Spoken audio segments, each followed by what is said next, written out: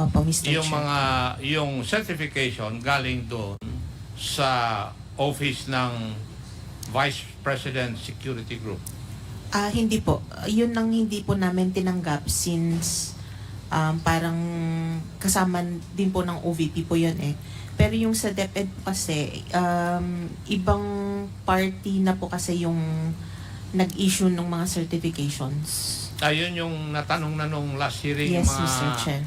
Philippine Army units Yes, Mr. Chair. na nag-conduct ng Youth Leadership Summit. Yes, Mr. Chair. Yes, thank you. But would you agree with me that the office of the Vice President is separate from the office of the VPSG? Yes, Mr. Chair, but they are the group that is specifically, it's like yung PSG po ni President na specific na naka-assign kay VP po. Kaya nga. And would you agree with me also that the office of the security group of the Vice President would have their own funds?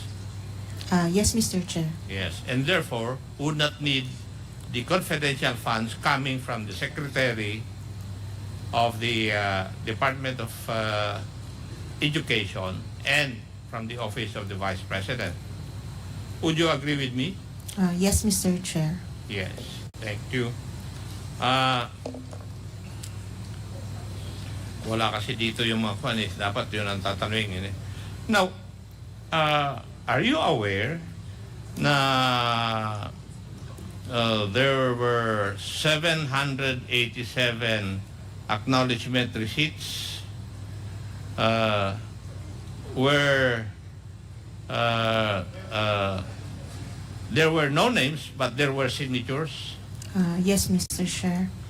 You're aware of that? And there were 302 ARs that had unreasonable names. Would you agree also? Unreasonable names, Mr. Chair? Unreadable. Unreadable. Yes, Mr. Chair. Then there were 5 names repeated. That was not an observation, Mr. Chair. Yung repeated names po, hindi po namin naging observation. Hindi nyo nakita yon. Okay. And insofar as the confidential fund of the Department of Education is concerned, yung location ng where the YLS were conducted did not match locations where information to support this YLS were supposedly bought. Would you agree with that? Yes, Mr. Chair. May specific areas po yung certification. Yes.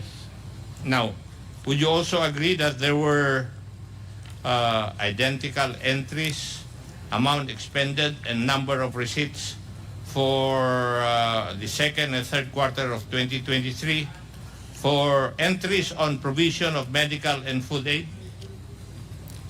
Yes, Mr. Chair. Yes. It's not very unusual naman po since it's not very unusual naman po since pwede naman po talaga mangyari. So usual na, yung nangyayari yon? Hindi naman po usual pero hindi naman siya ganun ka-unusual. Oh, sige. Whether it's usual or unusual, is it in accordance with the joint circular? Sa joint circular po kasi documentary evidence of payment lang po ang requirement. Sa pakisagot lang yung tanong, whether usual or unusual, is it in accordance with your joint circular? Since the document was submitted You po, think yes, they are? po, yes. So it's your opinion? Yes, Mr. Okay, Chair. thank you. May we go to yung kwan, yung acknowledgement receipts or DEPs. Now, we have examined yung DEPs or acknowledgement receipt which were used to liquidate the confidential funds. And I would like, Mr. Chair, to make the following statements from the examination. May nakita po na mga acknowledgement receipts that all appear to be signed by the same pen. Would you agree with that also, Madam Kawa? Yes, Mr. Chair, since either blue or black po yung... Yes, kaya nga. Makikita po natin ito sa color ng ink. Yes, Mr. Chair. Yeah. Which is a very distinct shade of blue na may shades of black. I think it's there shown.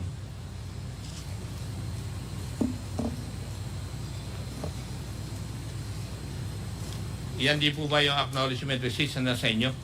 Yes, Mr. Chair. And wala po kayong napansin? Yung ni-note lang po namin is yung mga iba ang date, yung mga unsigned. Yun po, Mr. Chair. Ganon. Yes, Mr. Chair. Mr. Chair, I would just like to manifest that all these acknowledgement receipts are under the names of different persons, pero wala po dyan yung naulit. Dyan po sa 10 na yan. But if we look at it, the names and signatures of different persons appear to be written with the same pen with a distinct ink on different dates.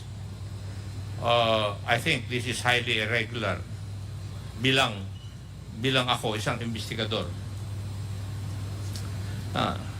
Now, Madam Attorney, you confirm that you have received these acknowledgement receipts as part of the submissions of the Office of the Vice President to liquidate their confidential funds? Yes, Mr. Chair. Yes. Okay.